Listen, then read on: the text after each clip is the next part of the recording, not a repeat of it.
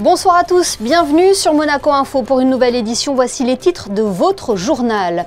532 commissaires de piste, dont 60 nouveaux candidats, se préparent activement pour la saison des Grands Prix.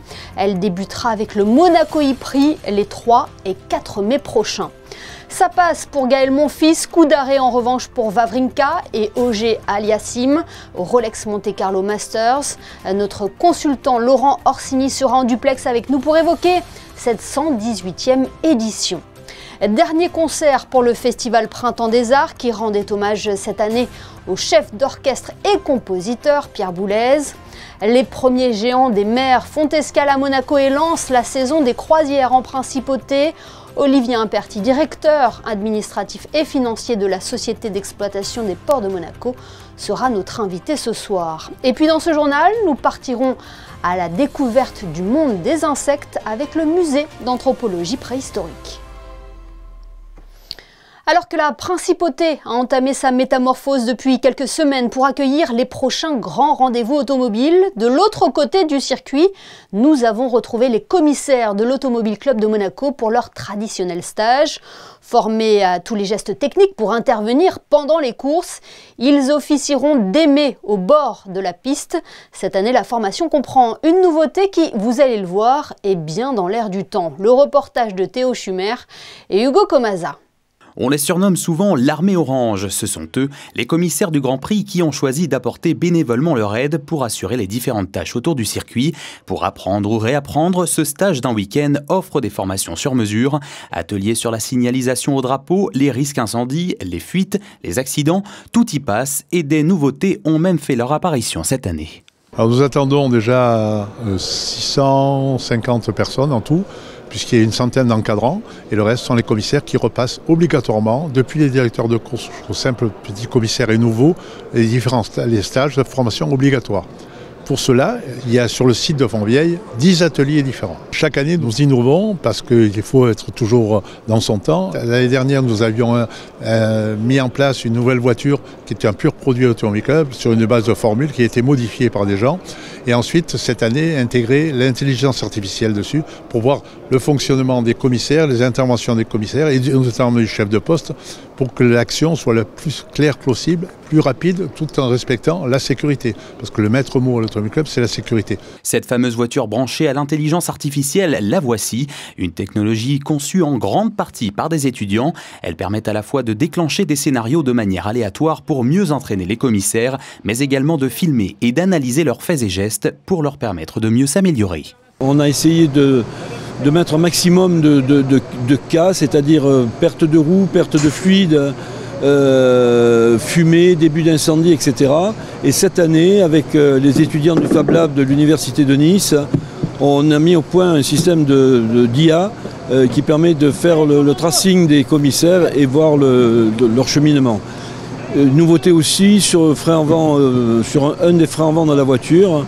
On a une montée artificielle en température avec des LED qui permet de savoir s'ils ont touché ou pas le disque. Pour que cette formation soit la plus efficace, chaque atelier s'adapte aux conditions du terrain et offre aux participants une analyse personnalisée de leurs difficultés, qu'ils aient déjà été commissaires ou non. On fait une double notation puisqu'on ne cherche pas les mêmes choses. Pour les nouveaux, c'est évidemment la globalité dans tout ce qui est spécifique aussi, puisqu'après les commissaires titulaires ne feront que par rapport à leur fonction. D'accord, les nouveaux passent partout. Et quand je dis qu'il y a une double notation, c'est qu'on n'attend pas les mêmes choses. On prend les équipes constituées, les chefs de poste ont une notation pour eux.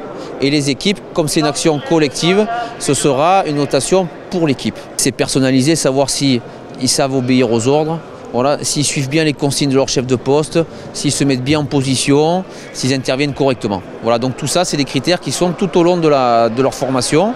Voilà, tout ça après c'est récolté, c'est débriefé.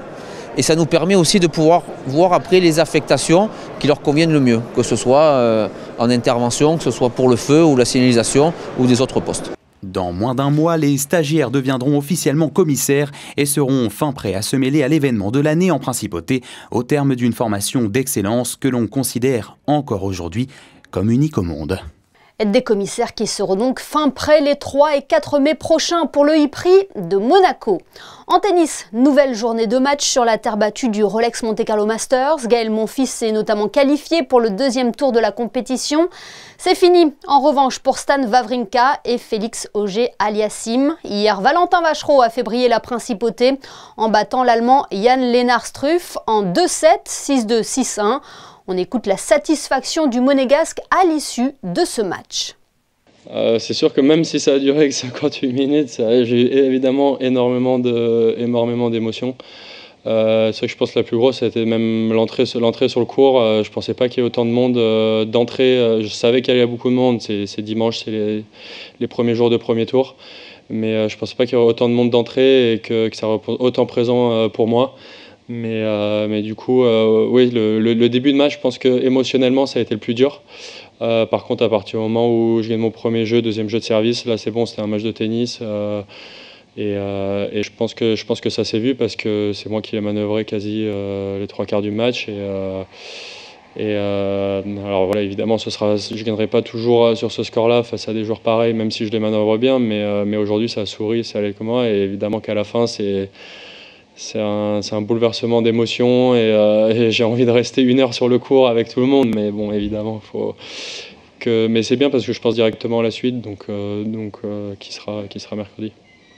Et pour revenir sur la qualification de Valentin Vachereau, mais aussi sur cette édition du Rolex Monte Carlo Masters, nous sommes en duplex avec notre consultant spécialiste de la petite balle jaune, Laurent Orsini. Bonsoir Laurent. Bonsoir Émilie. On vient de le voir, Valentin Vachereau victorieux sur le court Elisabeth Anne de Massy. Il s'offre le 49e joueur mondial à domicile. Oui, et aussi sa première victoire en Master 1000. Ce qui est exceptionnel pour lui, chez lui à la maison, il a réussi un très très gros match. Il a gagné paradoxalement très facilement, comme le score l'indique, 6-2, 6-1. Un match pas très long, pas très intense au niveau de l'engagement sur la durée, mais c'est surtout émotionnellement, je pense que Valentin a puisé. On a eu l'occasion d'échanger avec Guillaume Couillard après le match. Voilà, physiquement, c'était pas un gros combat, mais émotionnellement, de jouer ici sous la famille, sous la présidente, les potes de Coupe Davis, le staff, le directeur technique. Et voilà, donc il a laissé quelques plumes, et surtout l'après-match avec les conférences de presse, les contrôles antidopage. Mais c'est vrai que c'était exceptionnel de le voir et de voir ce résultat-là. Plus globalement, Laurent Orsini, que peut-on dire sur cette nouvelle édition du Rolex Monte Carlo Masters? Il y a des joueurs qui se présentent plus en forme que d'autres. Oui, c'est vrai qu'il y a des joueurs qui sont plus en forme, même si on a tous les ans c'est la même chose, comme c'est le premier Master 1000 de l'année sur terre battue, on a toujours l'inconnu de la surface. Il y a des joueurs qui se détachent, comme Stefanos, même s'il n'a pas encore joué sur terre, Stefanos Tsitsipas, qui a gagné 3 fois ici. Voilà, Arthur Fils, qui est vraiment l'espoir du tennis français, qui est classé aux alentours de la 12e place mondiale. Voilà, il y a Carlos Alcaraz qui est là, qui a jamais brillé ici, et donc on espère le voir aller très loin. Il y a aussi voilà, l'absence de Sinner, mais il y a quand même un plateau très relevé. Et puis n'oublions pas Novak Djokovic quand même.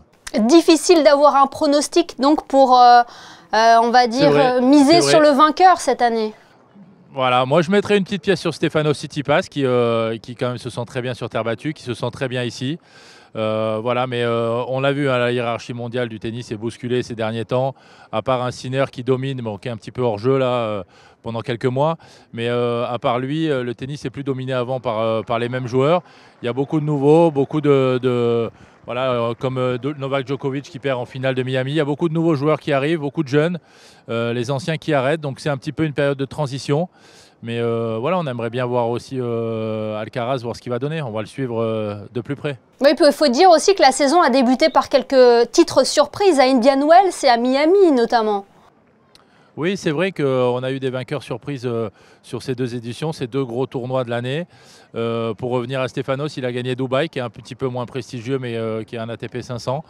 Voilà, on l'a dit, hein, la hiérarchie est bousculée, on n'est pas à l'abri de voir des surprises. On en a vu une belle hier, on ne sait pas ce que ça va donner aussi Valentin qui a gagné, qui peut faire la même chose sur son 2e tour. Il risque de jouer Grigor Dimitrov s'il l'emporte.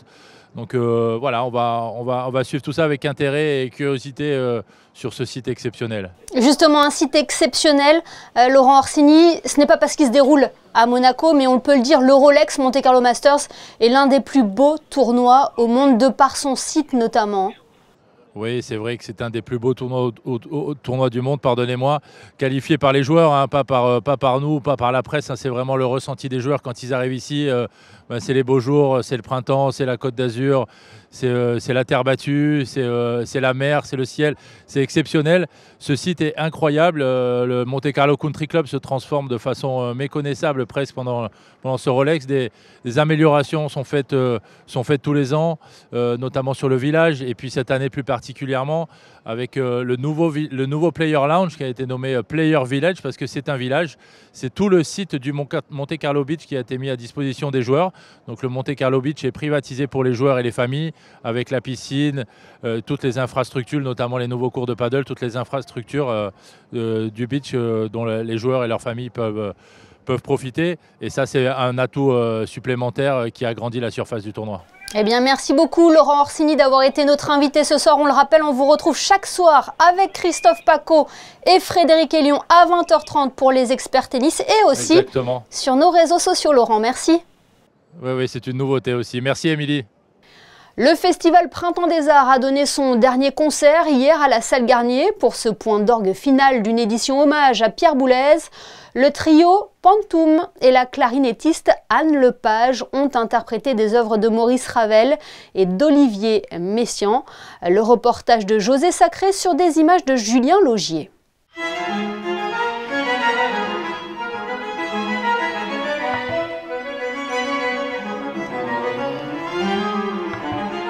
Dimanche 6 avril, 22e et dernier concert du Festival de Printemps des Arts 2025 à la Salle Garnier.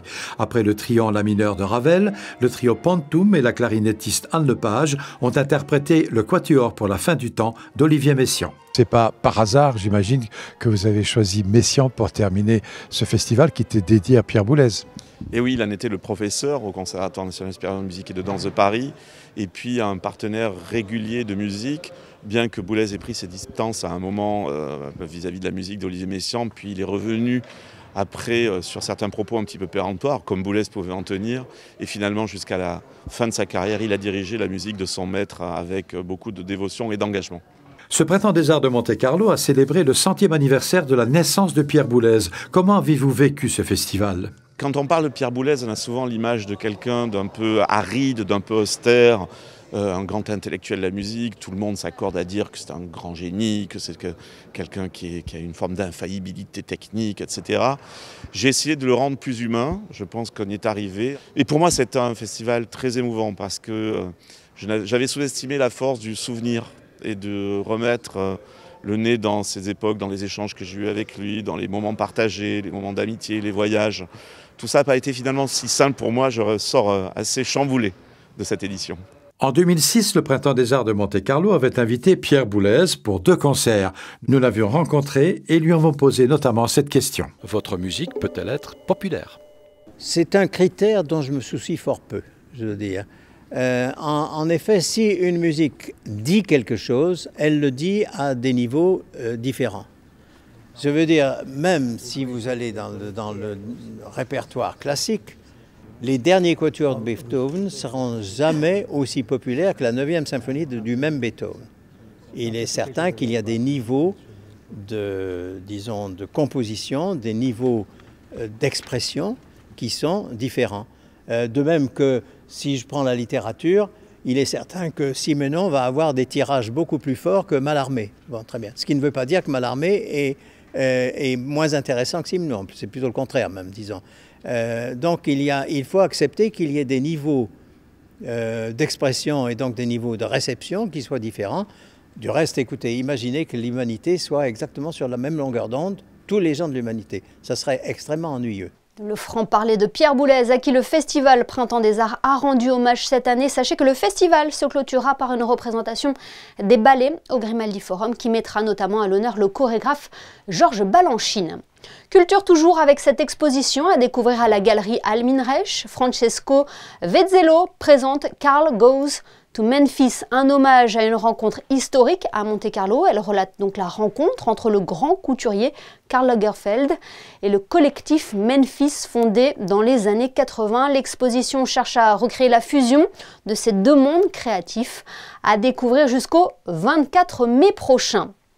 Il s'appelle le Viking Star, il mesure 227 mètres de long et peut accueillir jusqu'à 900 personnes à son bord. Ce géant des mers a lancé officiellement la saison des croisières à Monaco. L'activité a fortement progressé, devenant un moteur du tourisme. Et depuis la sortie de la crise sanitaire, Monaco limite l'accueil aux navires de moins de 250 mètres ou 1250 passagers pour promouvoir un modèle plus responsable et améliorer l'expérience visiteur. Olivier Imperti, directeur administratif et financier de la Société d'exploitation des ports de Monaco, est notre invité ce soir. Bonsoir. Bonsoir Émilie. C'est un peu le lancement d'une saison dense pour la SEPM avec l'escale de ce premier bateau de croisière. Effectivement, la saison des croisières a débuté hier et se poursuivra jusqu'à la mi-novembre, à peu près 7 mois et demi. Combien de bateaux de croisière sont justement attendus cette saison à Monaco ? Cette saison, on prévoit d'accueillir 150 navires de croisière. Et comparé à l'an dernier, l'activité est en baisse ou en hausse ? L'activité est en légère hausse. Il y a à peu près une quinzaine d'escales supplémentaires. Ce sont des unités qui font uniquement escale en principauté, Oui, c'est des unités qui font escale avec certaines particularités. On essaye d'accueillir le maximum de navires où le port de Monaco est le point de départ d'un circuit ou le point d'arrivée. Pourquoi ce choix ? Ce choix parce que souvent les touristes qui viennent en principauté viennent quelques jours avant le départ ou ils restent quelques jours après en principauté et occupent notamment les hôtels monégasques. Alors, il faut savoir que depuis la sortie de la crise sanitaire, l'activité des croisières est régulée en principauté. Suite à la période de Covid, il a été décidé, en accord avec le gouvernement princier, de limiter la catégorie des navires qu'on accueille, avec une longueur maximale de 250 mètres et de 1250 passagers maximum. Comment expliquer cette décision ? Cette décision a été prise pour favoriser les navires de luxe et premium et accueillir une certaine catégorie de croisiéristes et également pour limiter les impacts écologiques liés à l'activité croisière. Oui, cette dimension environnementale est importante pour la SEPM. Oui, elle est très importante puisque le gouvernement princier a publié une ordonnance souveraine en 2018 qui limite la tenue en soufre des carburants marins à un taux de 0,1%. Il y a également actuellement une étude qui est menée par le gouvernement princier pour pouvoir équiper le quai en capacité pour que les navires puissent se brancher électriquement. La métropole Nice-Côte d'Azur a pour objectif d'interdire les navires de croisière de plus de 900 passagers. Quelle est la position de la Société d'exploitation des ports de Monaco à ce sujet ? La Société d'exploitation des ports de Monaco avait anticipé cette mesure puisqu'on a restreint justement les navires à cette longueur et accueillant beaucoup moins de passagers. Revenons sur la logistique, Olivier Imperti. Accueillir des unités de moins de 250 mètres, cela reste un défi pour les marins de la SEPM ? Oui, c'est toute une organisation. Au départ, avant que le bateau arrive, nous avons un équipage dédié qui accompagne le pilote des affaires maritimes pour accoster le bateau en mer et aider le capitaine du navire à faire la manœuvre pour s'amarrer sur la digue. Et j'imagine que la manœuvre est millimétrée. Ah oui, la manœuvre est millimétrée. C'est toujours le capitaine du navire qui a la main, mais le pilote des affaires maritimes est là pour l'assister puisqu'il connaît très bien le plan d'eau. Elle fait partie maintenant du paysage monégasque. La digue Régnier 3 est un réel atout pour la SEPM et pour la principauté ? Ah oui, la digue Régnier 3 est un réel atout, mais ce qu'il faut bien comprendre, c'est que la digue a été installée essentiellement au départ pour protéger le port Hercule, surtout de la houle d'Est. Et elle a été utilisée également pour faire accoster des navires de croisière. En conclusion, Olivier Imperti, cette saison des croisières s'annonce sous les meilleurs auspices? Oui, la saison s'annonce sous les meilleurs auspices. Ce que je peux dire également, c'est que avec cette réduction de la capacité des navires, nous accueillons quand même à peu près 50% de moins de croisiéristes qu'avant la période de Covid. On l'entend donc, les feux sont au vert. Merci beaucoup Olivier Imperti d'avoir été notre invité ce soir. Encore merci Émilie. La semaine dernière, 8 nouveaux ambassadeurs se sont accrédités auprès de la principauté. Senkun Silla, représentant la Guinée, a remis ses lettres de créance au prince Albert II. À l'occasion de sa présence à Monaco, il était l'invité du Monaco Economic Board pour présenter les atouts de son pays qui se distinguent dans différents secteurs d'activité. Senkun Silla est au micro de Christina Petit. La Guinée est un pays, je dirais, qui est béni des cieux, parce que la Guinée est le château d'eau d'abord de l'Afrique occidentale, car la plupart des fleuves en Afrique de l'Ouest prennent leur source en Guinée. La Guinée a un sous-sol aujourd'hui qui est qualifié de scandale géologique, dans la mesure où l'essentiel des minéraux imaginables et possibles se retrouve condensés sur ce territoire. Et aujourd'hui, grâce sous le leadership de notre président, des grands méga-projets ont été engagés, notamment le projet de Simandou. Le projet Simandou est une vision d'abord présidentielle, mais aussi une action de développement engagée qui consiste à l'exploitation d'un minerai de fer le plus important au monde. Ce projet gigantesque qui nécessite des investissements forts de plus de 40 milliards de dollars et la construction d'un port en eau profonde, un chemin de fer de 650 km, et cela va nécessiter qu'on fasse appel aux partenaires étrangers pour participer ensemble dans ce méga projet à construire la Guinée. Monaco aujourd'hui, de par sa configuration, dispose d'un savoir-faire et regroupe aujourd'hui d'hommes d'affaires de qualité et puis d'institutions financières qui peuvent justement accompagner la réalisation de ces projets gigantesques. Certains en ont une peur bleue, d'autres les étudient avec curiosité. Les insectes étaient au cœur d'un atelier proposé par le musée d'anthropologie préhistorique. Une aventure tactile fascinante qu'ont suivi pour vous Christina Petit, Thomas Deus et Clélia Renaud. Il y a quelques jours, les visiteurs ont pu observer de nombreux insectes, mais aussi des insectes vivants. Une expérience qui a suscité curiosité et émerveillement. Une approche sensorielle inédite de ces petites créatures que les enfants ont particulièrement appréciées, surtout les petits passionnés. Je fais des collections, je les regarde à la loupe, je fais des expériences, voir qu'est-ce qu'ils aiment, qu'est-ce qu'ils n'aiment pas. Au balcon, dès que j'en ai, j'essaie de les préserver, de faire les filets de maison ou des trucs comme ça pour eux. C'est un très vaste univers que je n'imaginais pas avant aujourd'hui. Ça m'a beaucoup appris et j'ai beaucoup aimé. Cet atelier a également mis en lumière le rôle essentiel des insectes dans l'histoire et l'environnement.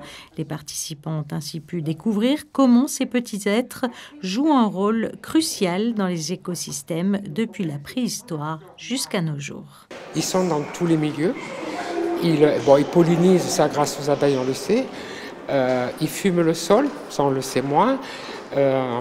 On les trouve partout, ils nous sont indispensables partout. Je disais tout à l'heure à une maman, le seul insecte qu'il n'y en a qu'un, on ne sait pas à quoi il sert, c'est la punaise des lits. Sinon, ils ont tous un travail à faire dans la nature. Un atelier qui a donc permis aux participants de visiter le monde des insectes, un monde souvent méconnu, mais indispensable à l'équilibre de notre planète. Le musée d'anthropologie préhistorique continue ainsi sa mission éducative en proposant des expériences immersives et enrichissantes pour tous les âges. Et sachez que le musée d'anthropologie préhistorique propose le 16 avril prochain un nouvel atelier autour des insectes. Plus d'informations sur le site officiel du musée. La rue Grimaldi vient d'accueillir une nouvelle enseigne. La marque emblématique canadienne MAC Cosmetics a ouvert ses portes le 6 mars dernier et vient tout juste d'inaugurer ses locaux. Marie Bonnet-Blanc vous fait découvrir les lieux. L'univers du maquillage rayonne dans ce nouveau magasin. Fond de teint, ombre à paupières, mascara ou encore gamme de soins, la liste est longue et il est prêt à vous accueillir. MAC est une marque internationale, une maison internationale, celle qu'on fait Estée Lauder. MAC est très connue dans le milieu professionnel notamment et dans le retail aussi de maquillage de grande qualité. Et ça correspond complètement à notre clientèle, donc ça rajoute un plus par rapport à notre proposition déjà existante sur le quartier. Une fierté pour l'équipe de direction qui voit un projet se concrétiser avec de beaux objectifs. Une énorme fierté parce qu'en fait MAC correspond tout à fait à la cible que nous objectivons depuis quelques années en développant un petit peu dans le quartier des marques premium. Et c'est très complémentaire avec les marques que nous avons déjà, qui sont des commerces qui sont vraiment à proximité de MAC. Et donc nous sommes ravis de pouvoir offrir à nos clientes un service supplémentaire. La princesse Stéphanie de Monaco est la marraine de cette nouvelle boutique et c'est sa fille Camille Gottlieb qui a coupé le ruban d'inauguration. C'est important à Monaco de répondre à tous les besoins parce qu'on a tendance à croire que tout le monde a beaucoup d'argent, sauf que c'est pas forcément vrai. Et que je pense que pour moi, n'importe quelle femme, n'importe quel homme, n'importe quelle personne peut se maquiller correctement avec des produits de qualité à des prix respectables, quoi, et des prix surtout abordables. On leur souhaite à ces deux sœurs et à la marque MAC aussi le succès qu'ils méritent de par leurs produits de très très bonne qualité, je peux le dire, parce que je les consomme moi dans le privé, donc c'est vraiment que de la réussite et de la bienveillance de la part de tout le monde et de la réussite, vraiment de la réussite. Vous l'aurez compris, c'est le nouveau rendez-vous pour retrouver l'ensemble de vos produits de beauté préférés. Vos papilles vont voyager en Espagne ce soir grâce à la rubrique de Christinda Petit. C'est au marché de la Condamine, Christinda, que l'on vous retrouve ce soir pour ce nouveau numéro de Ceux qui font Monaco. Aujourd'hui, je vous amène à la rencontre d'une personnalité de Monaco. Qui ne connaît pas José des Trois Tapas? Eh bien, sachez que José a ouvert El Mercado, un petit coin de paradis espagnol, toujours bien sûr, situé à l'intérieur du marché.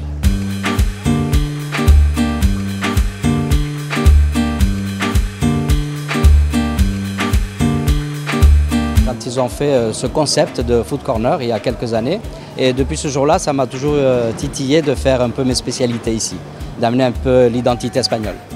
Alors, qu'est-ce qu'on peut retrouver chez vous? Alors, principalement, c'est les jambons.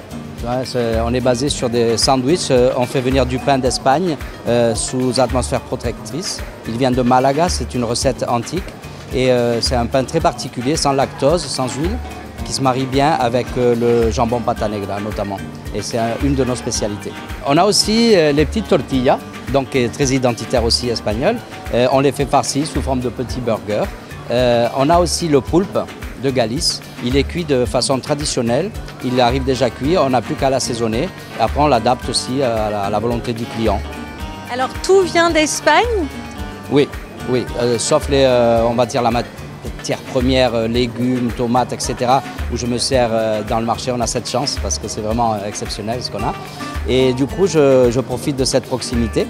Et sinon, tout ce qui est charcuterie, fromage, tous les produits vraiment très identitaires, aussi le vin, aussi la bière, de temps en temps, viennent d'Espagne. Le concept, c'est vraiment de commander ici et sous forme de plateau, on peut consommer sur place. Toutes les tables sont libres à tous les clients. On a aussi un petit service traiteur ponctuel, selon notre disponibilité, parce que bon, c'est un petit établissement. Mais on fait pas mal oui, des anniversaires, les personnes viennent prendre des plateaux déjà composés. Donc on facilite un peu le travail à domicile en apportant quelque chose d'authentique. Sachez que José vous attend du mardi au dimanche de 8h30 à 15h pour vous faire découvrir la pata negra bien sûr, mais également toutes les spécialités de chez lui. Et puis José vous accueille également tous les jeudis et vendredis soirs à partir de 18h pour un apéro dans la pure tradition espagnole. Ce journal est à présent terminé, mais avant de nous quitter, découvrons ensemble ces images du Palais Princier illuminées en blanc à l'occasion de la Journée internationale du sport au service du développement et de la paix. Le blanc que l'on associe aussi à la campagne #WhiteCard de Peace and Sport en soutien aux 460 millions d'enfants qui vivent dans les zones de conflit. Dans un instant, la météo, suivie des experts. On referme ce JT avec les photos de Stéphane Dana qui a assisté au stage des commissaires de l'Automobile Club de Monaco. Passez une excellente soirée et à demain pour une nouvelle édition sur Monaco Info.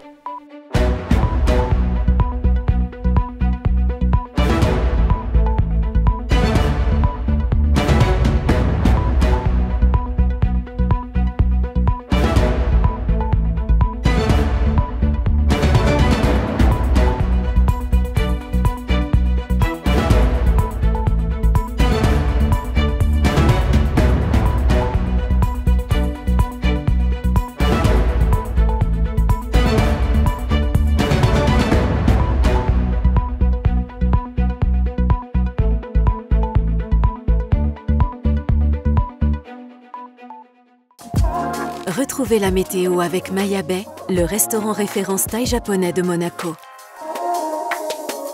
Bonsoir à tous, le soleil sera toujours timide demain. Des nuages plus ou moins épais viendront couvrir le ciel tout au long de la journée. Les plus belles éclaircies sont à prévoir entre midi et 2. Profitez-en si vous le pouvez à l'heure du déjeuner.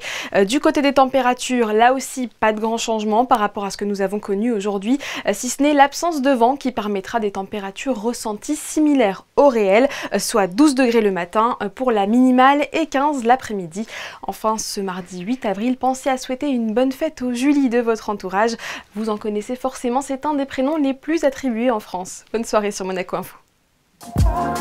C'était la météo avec Maya Bay, le restaurant référence thaï japonais de Monaco.